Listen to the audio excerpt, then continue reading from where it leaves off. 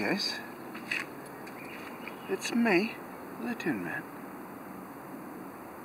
and there's gonna be hopefully a little bit more talking and stuff, but I just want to explain. I had a conversation with these guys, and I want to explain how I did it. I did it with sign language.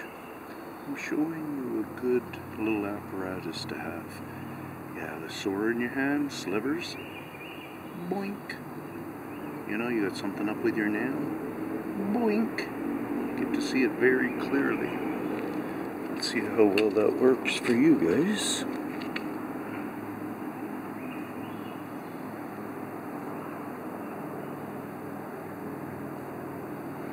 So, I don't know, $10 maybe, the most. It's got 2 glasses in it. This is real glass. That could be a difference from a little bit cheaper one at a dollar store. It's Carson, 7 times.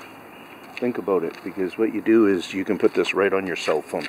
That wasn't about, yeah, that's what it's about. It was about putting it on your cell phone, going like this, and having a really good look. So, notice those barks that were just happening. And there can be end up being more. We're not completely surrounded. Okay, let me get back to my spot here. Get myself a little drink of refreshment. You're still recording? Yep. So I'm in a parking lot. School, college, kind of thing. And it's just incredible. You guys, you know, whoever can, I'm telling you right now, just come and hang out with me and just tell me, you know, if you want the thing of going out there and hoping that because you're with me, you might be able to get a visual, then that's 1 in a million. It really is still a tough adventure. Not to say it wouldn't be, in some respects, probably accomplished in some distance. View distance. Anyways, but on the other hand, there's the walking around and me going this, and it's not a headache of saying this, because it's just this. And if the person's mind can't pick up on, well, what's this, then that's when an explanation can happen. Further on the road, down the path, if there's a reflection of that, and I go this, they get to use that information, and maybe they are successful at just bringing it together and realizing, holy cow, okay, so this guy's got good stuff there, you know, or I mean, I'm picking up on more things, whatever. It's all about all of our educations. Hence why I'm talking to you. Education. And I'm actually talking about my education, because this is the first time I went to this level of doing this. And this was just putting it out on the plate of saying, I know, you know, I'm not a fool. Okay? So, first of all, I walked around the parking lot. Chipping up the curbs. They're, you know, I see whatever in the trees and stuff, and that's okay. There's some chain link damage that really answers something by them instead of just some yahoo. Because when it gets down to this kind of metal and cutting it and stuff, it's not an easy task. Yeah, so there's a number of signs. Just mostly what I don't like, mostly why I'm continuing on, is because I see what they're doing to our structural industry, and I don't like it. I don't like that they're messing around with our bridges and we don't realize it, and we're not doing anything to either avoid it, either come up with new plans of how we're going to do a system instead. And the safety end of it. There's lots of places and countries, third world countries, where they're not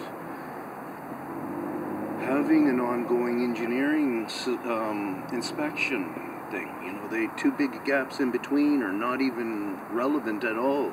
Locals from the community way out there have to come and notice the damage of the bridge themselves or something like this to bring awareness to it and stuff. And do they get it replaced, or do they try to work around whatever's going on? But basically what's going on is a lot of bridges get set to the point of they can easily be washed away, or they just do collapse. It even works on an overpass system, especially when they have the block systems where the vehicles are running on the overpass system. Same idea can go, those can be catastrophes, and even within our engineering things, they can pull one-nighters and stuff, so we have to be very aware of different things. So now back to my sign language part of it. So what I did was I was hanging out here and ended up noticing a tree up over there, yonder, that has a really good look in it. And so I started to, I did kind of my couple of signals, like heartfelt, where you're actually doing a little bit of a love tapping on your chest, where our hearts are, where we feel we kind of can point to, express ourselves to another being in a way, like another human being anyways. Even a monkey and a chimpanzee, a gorilla and stuff might even get some kind of concept there, I don't know. Anyways, so yeah, I did that a few times. Did some other stuff, whatever. And then I decided, there's some bits of wood here on the road that are broken up. But I don't see it's a dog. There's another one over there and stuff. I never see dogs really doing them out here in the parking lots and stuff. And it really is a statement of theirs just to make a mess, kind of thing. So I give them thumbs up to that stuff. Gave them thumbs up to a little bit of the asphalt stuff, that's going on, the scraping and all that kind of stuff. The chips out of the curbs, I pointed out a few of them, and I would give them a no-go signal. A crack over there in the curb, that's just pretty incredible. You know how a curb is the big block like this with the slab that comes out like that, so it's kind of like an L shape. And it's a lot of concrete there. In this part, it's like this thick all the way through, and then this part, it's actually this thick all the way up. Anyway, so they, on this square edge here, they got a big honking crack going there. Nothing here.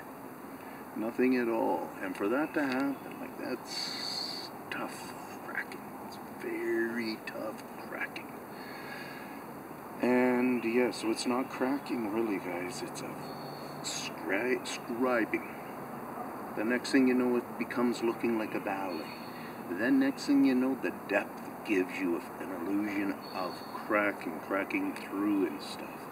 Most things, when you take a piece of cake and you go, and it actually gives some crack up here, there's going to be information through that piece of cake that's all happened. It might not, depending on the dryness of the cake and so on and so forth, it might have fractured all the way down. It might have squished too, because I'm using the example of cake. No materials mean different things. So concrete and stuff, when you're going crack and there's a significant opening there, it is penetrating very a lot. There is not much flex unless it's the special deflexing concrete, but there's not much flex in concrete because it's just so tough. Look at 911, those buildings. I've watched them time and time again, and I truly believe that those jets, forces, made those buildings, both of those two buildings, come down.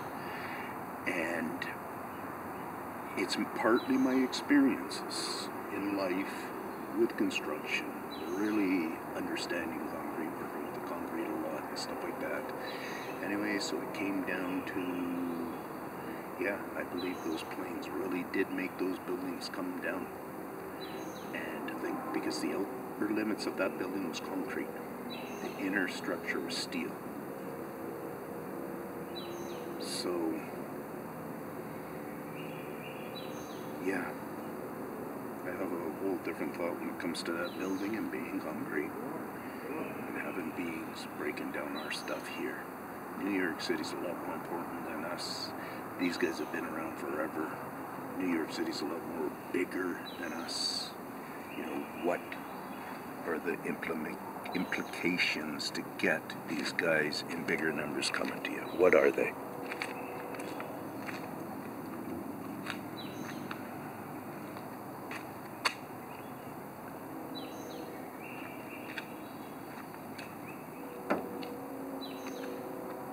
So let's take a look at the tree.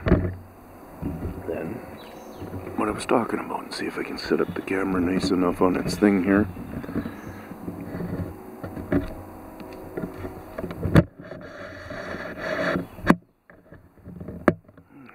This is going to work, I guess. We're on a bit of an angle like that. I don't have a great zoom for it. Which one is it again? Yeah, it must be that one. Where am I? Oh, right back through there. So that's the zoom you get in this poor quality. So what I'm going to do is I'm going to go back here. And hopefully that quality gives us some nice stuff. At least you know the tree. I did hear some popping off to the left there when I was starting to come in.